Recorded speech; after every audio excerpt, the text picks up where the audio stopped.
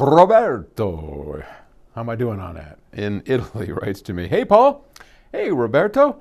I'm a low-budget audiophile, my favorite kind.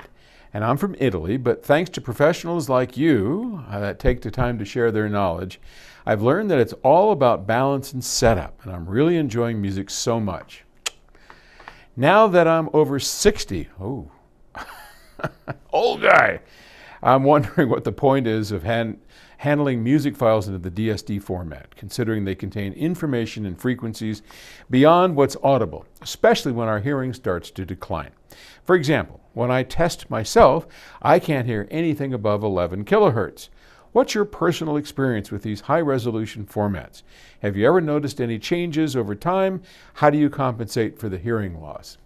Well, fortunately, I just had my ears checked once again, and I've got better hearing than many teenagers, which either is a sad commentary on teenagers or lucky me. So, first off, even if you had perfect hearing, you can't hear over 20 kilohertz, and a CD will handle 20 kilohertz. So I don't think the answer you're looking for is quite the way you phrased the question. Does that make sense? In other words, never in your life have you been able to hear over 20 kilohertz, and CDs, which are not high resolution audio, have exceeded your hearing's bandwidth for as long as they've been around and as long as you've been around. All right. So DSD is, as I have said before, a remarkable sounding format.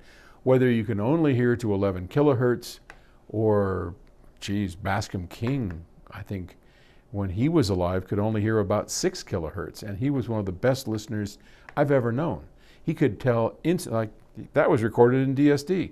That's in PCM. He could hear it. So it's not about frequency response. High resolution audio isn't so much about extending the highs, it's extending the fidelity. It's extending the inner detail, the phase response, and let's talk about phase response for a sec, because we get confused about that.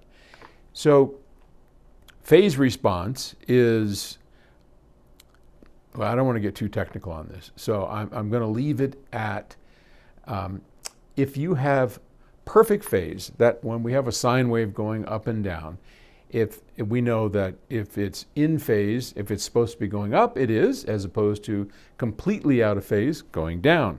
But when we have a slight phase shift, it moves over this way a little bit, or it moves over that way a little bit, starting just a hair early, ending just a little bit too late, right? It kind of shifts it in time just a little bit. Now, what we want is perfect phase response from everything we can hear to everything we can't hear. Because if we have phase shift because of a filter, for instance, at, let's say, 20 kilohertz, and that's rolling off the top end so we don't get aliasing and whatever we're worried about in digital audio, then that filter oftentimes adds audible phase shift in the frequencies that we can hear. Because no filter is just perfect and all of a sudden it just cuts off, right? They don't work that way. So the higher that, the more relaxed we could make a filter, like a low-pass filter, the less chance we have of getting phase anomalies inside of the audible band. But and I didn't want to get off onto that rabbit trail.